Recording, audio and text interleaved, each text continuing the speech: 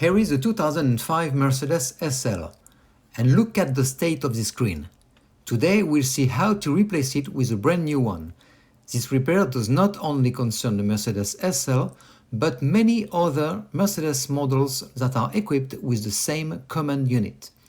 This fix is not difficult, you just have to be meticulous. So guys, are you ready? Let's go! Hey guys, look at this screen. As you see, it's in very bad condition. It's scratched. And look, if I turn on this command unit, it's hard to see what is written on the screen. It's totally burnt, discolored by the sun and heat. We absolutely need to replace this screen. But before that, we must remove this command unit. If you have an SL like this one, I invite you to watch the previous video on how to remove the command unit. A link should normally be displayed at the top of the screen right now, and anyway, I will also put a link in the description below. Here is a command NTG2.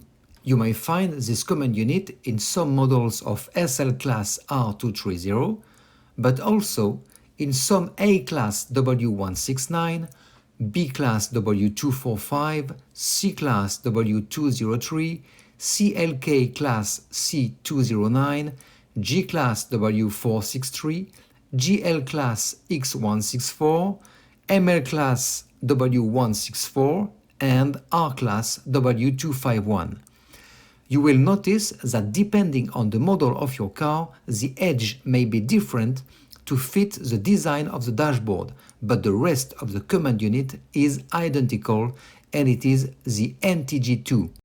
I said that you may find a command NTG2 on some of these models, because not all these models are necessarily equipped with an NTG2, depending on the year of commercialization.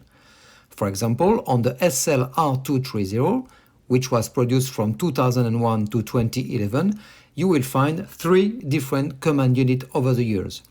On the very first models, it was this command with a rather square screen. Then a few years later, the command NTG2, and on the latest models, the command NTG 2.5 with no row of buttons under the screen. That's why if you own one of the models displayed on the screen, you may have an NTG2 or not. Now let's continue. So here is our command NTG2. Look at the screen. It's scratched, burnt and discolored. We will now replace it with a brand new screen. Look at the difference.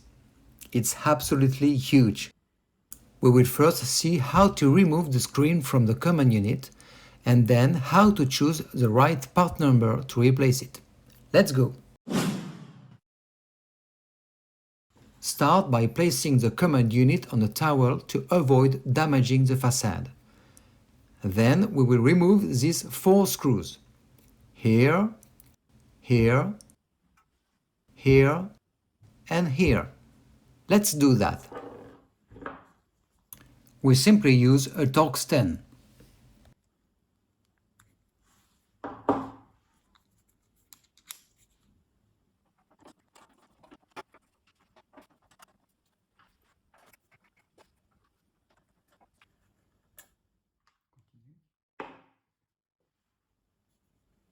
The command unit can then be uncoupled from the front panel.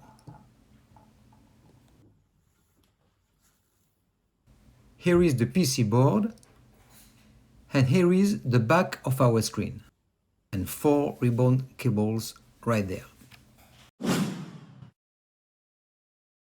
Then we have to disconnect these 4 ribbon cables, here, here, here, and here. We start with this one. Look, there is a brown plastic bar right here. We have to push it forward. For this, you can use a nail. Personally, I will use this small plastic tool. It will allow you to see better what I do in the video. So I push this plastic element forward on one side, then on the other. Again on the left side. This allows to free the ribbon cable. Then you just have to remove the ribbon cable. Then we continue by disconnecting this ribbon cable. This is a cable that connects the LCD screen to the command unit. Simply push the brown plastic element forward on one side, then on the other. You can then disconnect the ribbon cable. Then we will disconnect this one. The attachment system is different. You have to lift the brown clip. You can do this with your nail.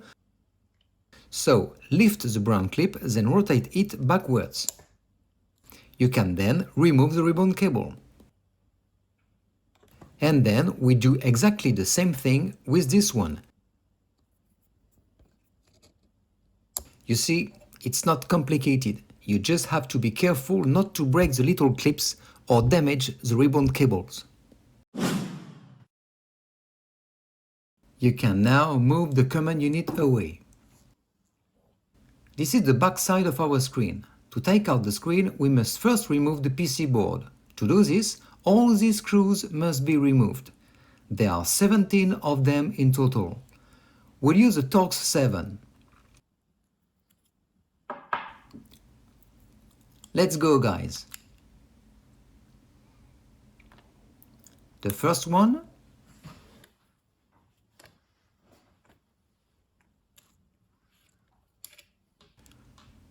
And we go on.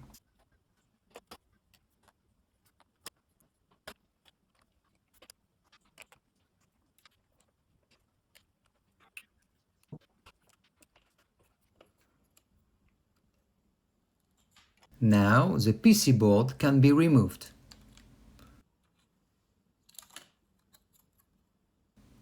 The two grey rubber elements on the left and on the right are also removed. These rubber elements are placed between the keys and the PC board. You can put the PC board aside for now. This is our screen, guys. Simply lift it up to remove it. You see, it's very easy. Here we can see the part number, and to replace the screen, you don't have to use the exact same part number. Indeed, there are several different part numbers that are fully compatible. Let's see it together. Here are the different compatible screen part numbers.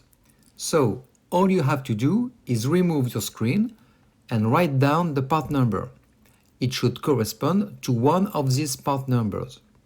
Then, simply choose a compatible screen from the list.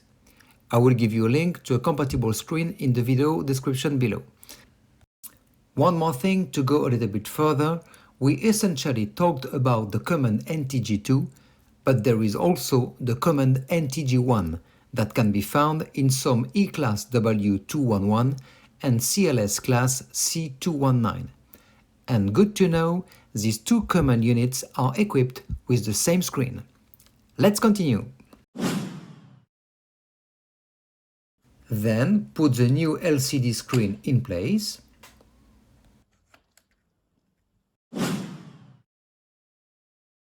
Then we will reinstall the PC board. To do this, the two grey rubber elements must first be put in place. To help you place them correctly, there are small black plastic lugs that fit naturally into small holes in the grey rubber elements.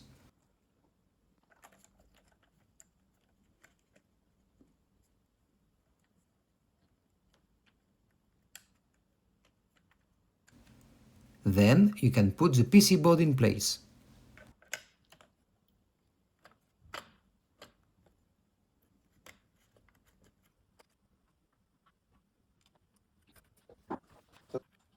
Then all the screws are put in place, taking care not to screw them all the way in at first. This ensures that the PC board is perfectly positioned before final tightening.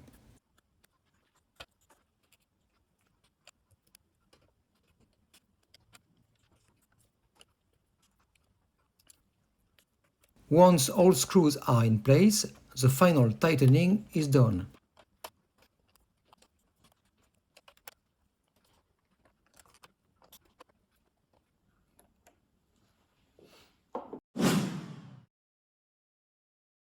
Now we will reconnect the ribbon cables. Let's start with this one.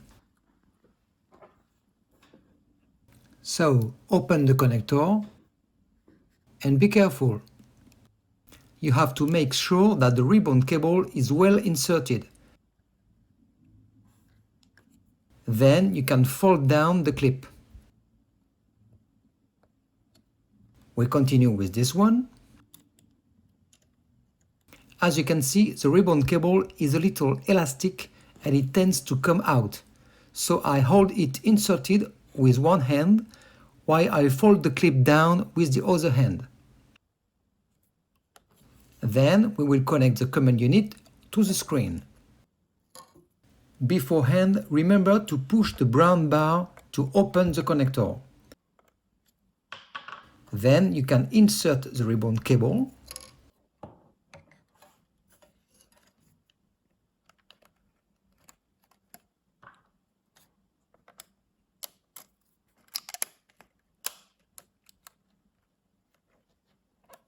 Then finally close the connector to block the ribbon cable.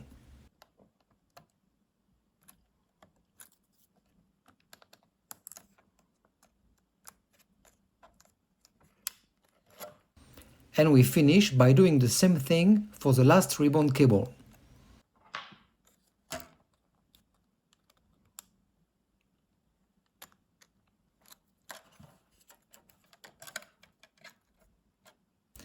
There is nothing complicated about it. You won't risk damaging anything, you just have to take your time. And voila!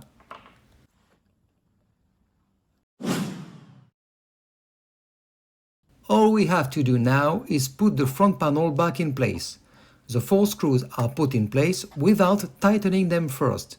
This will ensure the correct positioning of the front panel before final tightening. Once the 4 screws are in place, the tightening is completed. And we're done. Here is the result. We have a brand new command unit, guys. Now, all we have to do is test it in the car. Here is our command unit back in the car. Let's turn it on. As you can see, it's much more pleasant to look at. Thanks guys for watching. If you enjoyed this video, please like it, share it, and don't forget to subscribe. More videos are coming. Bye bye!